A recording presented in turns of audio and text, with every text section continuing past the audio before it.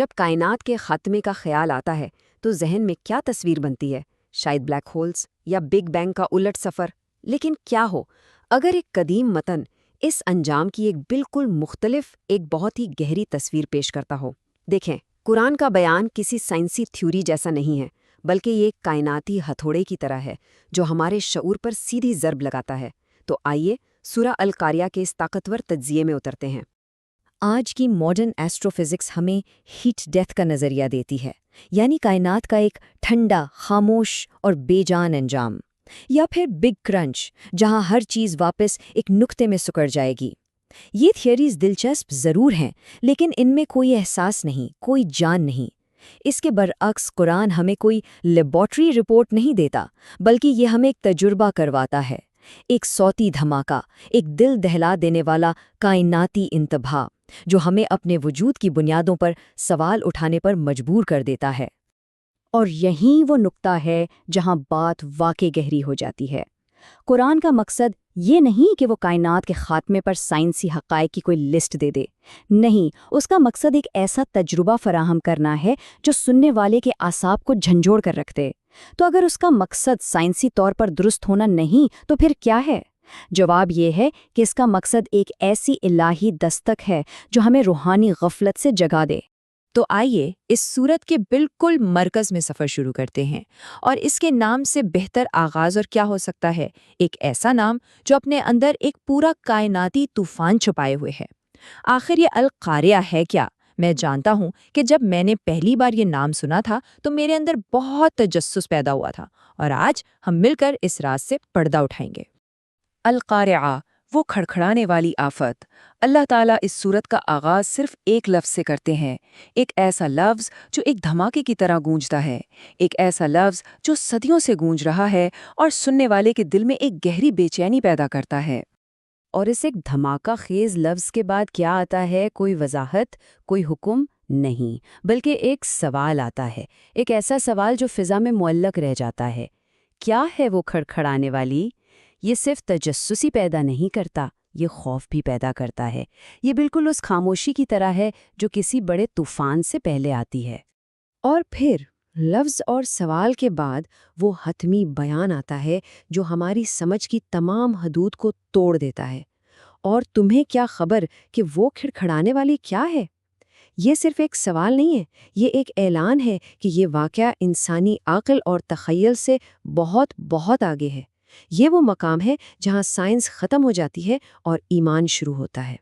تو ہمیں یہ تو بتا دیا گیا کہ یہ واقعہ ہماری سمجھ سے باہر ہے، لیکن کیا اس کا نام ہمیں کوئی اشارہ دے سکتا ہے؟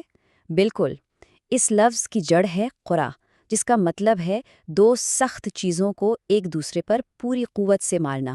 یہ کوئی ہلکی سی دستک نہیں ہے، یہ ایک ایسی اچانک اور شدید آفت ہے جو سکون کو پارا پارا کر دیتی ہے اور سنبھلنے کا موقع تک نہیں دیتی۔ ذرا سوچیں، قرآن کا یہ سوال آج 21ویں صدی کے انسان کے لیے ایک براہ راست چیلنج ہے۔ کیا کوئی سپر کمپیوٹر، کوئی سیمولیشن ماڈل، کوئی بھی ٹیکنالوجی اس دن کی ہولناکی یا اس آواز کی ناقابل تصور شدت کا اندازہ بھی لگا سکتی ہے؟ جواب بالکل واضح ہے، نہیں۔ اور یہی وہ سوچ ہے جو انسان کو اپنی تمام تر ترقی کے باوجود اپنی حدود کا احساس دلاتی ہے۔ تو ٹھیک ہے، ہم نے آواز سن لی ہے، لیکن اس کے بعد کیا ہوتا ہے؟ کیا یہ صرف ایک شور ہے یا یہ کسی بہت بڑی تبدیلی کا پیش خیمہ ہے؟ جی ہاں، اس آواز کے بعد سب کچھ بدل جاتا ہے۔ وجود کے دو سب سے بڑے ستون، انسانی معاشرہ اور یہ مادی کائنات، ہمیشہ کے لیے منہدم ہو جاتے ہیں۔ تو سب سے پہلے کیا گرتا ہے؟ پہاڑ؟ ستارے؟ نہیں، سب سے پہلے ہم گرتے ہیں، انسانیت۔ اس دن تمام انسان بکھرے ہوئے پروانوں کی طرح ہو جائیں گے، ایک افراتفری، ایک بے سمت ہجوم، بغیر کسی مقصد یا سمت کے بھٹکتا ہوا۔ میں نے ہمیشہ سوچا ہے کہ قرآن نے پرندوں یا ٹڈیوں کے بجائے پروانوں کا انتخاب کیوں کیا، اور جب اس پر غور کریں تو جواب میں قرآن کی گہری حکمت نظر آتی ہے۔ پرندے اور ٹڈیاں منظم ہول میں اڑتے ہیں، ان کی ایک سمت اور ایک نظم و ضبط ہوتا ہے، لیکن پروانے افراتفری اور بے سمتی کی علامت ہیں، جو بنا سوچے سمجھے اس روشنی کی طرف لپکتے ہیں جو بالآخر انہیں جلا کر راکھ کر دیتی ہے۔ تو یہ بکھرے ہوئے پروانے کا منظر ہماری تہذیب کے لیے کیا معنی رکھتا ہے؟ اس کا مطلب ہے مکمل انہدام۔ خاندان، ریاست، تنظیمیں، وہ تمام ڈھانچے جو ہمیں تحفظ اور شناخت دیتے ہیں، سب ختم ہو جائیں گے۔ ہر فرد تنہا، حواس باختہ اور ایک بکھرے ہوئے پروانے کی طرح بالکل بے بس ہوگا۔ انسانی معاشرے کے بعد باری آتی ہے مادی کائنات کے انہدام کی۔ وہ پہاڑ جنہیں ہم مضبوطی اور استحکام کی ابدی علامت سمجھتے ہیں، وہ دھنکی ہوئی رنگین اون کی طرح ہو جائیں گے، ایک لمحے میں ٹھوس، اگلے ہی لمحے میں بے وزن۔ جب میں اس منظر کا تصور کرتا ہوں تو مجھے ہماری حقیقت کی نزاکت کا گہرا احساس ہوتا ہے۔ لیکن یہ کیسے ممکن ہے؟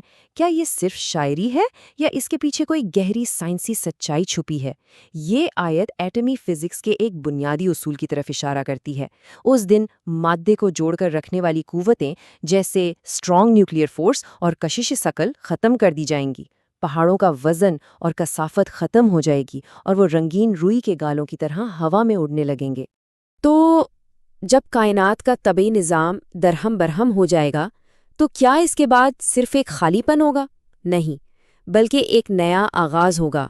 ایک نیا، بالکل درست اور حتمی اخلاقی نظام قائم کیا جائے گا، اعمال کا ترازو۔ جب میں اس نئے نظام کے بارے میں سوچتا ہوں تو مجھے ایک امید کا احساس ہوتا ہے کہ انصاف غالب آئے گا اور ہر عمل کا حساب ہوگا۔ تو کیا اس نئے نظام میں سب سے پہلے کس کا فیصلہ ہوگا؟ بادشاہوں اور فاتحین کا؟ نہیں، ان لوگوں کا جن کے اعمال کا پلڑا بھاری ہوگا۔ اور ان کا انعام؟ وہ ایک ایسی زندگی میں ہوں گے جو راضی کرنے والی ہے۔ یہ ایک ایسی خوشی ہے جو انسانی تصور سے بھی بالاتر ہے، ایک ایسا اطمینان جو ہمیشہ قائم رہے گا۔ لیکن اس وزن کا معیار کیا ہے؟ دنیا میں ہم چیزوں کو تعداد اور کلوگرام میں ناپتے ہیں، لیکن آخرت میں اعمال کا وزن ان کے اخلاص اور کیفیت سے ہوگا۔ ہو سکتا ہے کسی کے پاس پہاڑ جتنی نیکیاں ہوں، لیکن اگر ان میں اخلاص نہ ہو تو وہ بے وزن ہوں گی۔ اصل چیز کوالٹی ہے، کوانٹٹی نہیں۔ یہ سوچ مجھے اپنی ترجیحات پر سوال اٹھانے پر مجبور کرتی ہے۔ جب اعمال تولے جا چکے ہوں گے تب فیصلہ ہو چکا ہوگا۔ اس کے بعد کیا؟ اس ترازو کے فیصلے کے بعد صرف دو ہی انجام ہوں گے، دو بالکل مختلف اور حتمی ٹھکانے۔ کوئی درمیانی راستہ نہیں، کوئی دوسری صورت نہیں۔ جب میں اس حتمی فیصلے کے بارے میں سوچتا ہوں تو میں ایک خوف اور تعظیم کا احساس کرتا ہوں کہ ہمارے انتخاب کے حقیقی اور ابدی نتائج ہوتے ہیں۔ اور ان کا کیا جن کے اعمال ہلکے ہوں گے؟ کیا انہیں صرف جنت سے محروم کر دیا جائے گا؟ نہیں، ان کی تقدیر کہیں زیادہ گہری اور پریشان کن ہے۔ قرآن کہتا ہے، اور جس کے پلڑے ہلکے ہوں گے تو اس کا ٹھکانہ اس کی ماں حاویہ، یعنی ایک گہرا گڑھا ہوگی۔ یہ قرآن کی سب سے چونکا دینے والی اور تکلیف دہ تشبیہات میں سے ایک ہے۔ ایک لمحے کے لیے سوچیں، ماں کا لفظ کیا معنی رکھتا ہے؟ یہ پناہ، محبت اور حفاظت کی علامت ہے۔ جب کوئی بچہ ڈرتا ہے تو وہ اپنی ماں کی گود میں چھپتا ہے۔ ماں کی آغوش دنیا کی سب سے محفوظ اور پرسکون جگہ سمجھی جاتی ہے۔ اور یہیں قرآن کا سب سے دردناک طنز سامنے آتا ہے۔ اس دن مجرم کو پناہ دینے والی، اسے گلے لگانے والی واحد ہستی جہنم کا گڑھا ہوگی۔ جیسے ایک ماں اپنے بچے کو کبھی نہیں چھوڑتی، ویسے ہی یہ آگ اسے کبھی نہیں چھوڑے گی۔ یہ ایک ایسا گلے لگانا ہے جس سے فرار ممکن نہیں۔ تو ہم نے سنا کہ مجرم کی ماں جہنم کا گڑھا ہوگی، لیکن یہ حاویہ آخر ہے کیا؟ اس کی اصل حقیقت کیا ہے؟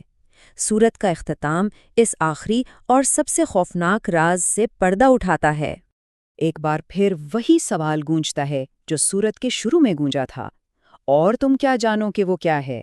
اور جواب آتا ہے، نارن حامیہ۔ یہ کوئی عام آگ نہیں بلکہ دہکتی ہوئی آگ ہے جس کی تپش اپنی آخری حد پر ہے۔ ایک ایسی آگ جس کی حرارت کا اندازہ لگانا انسانی عقل کے بس میں نہیں۔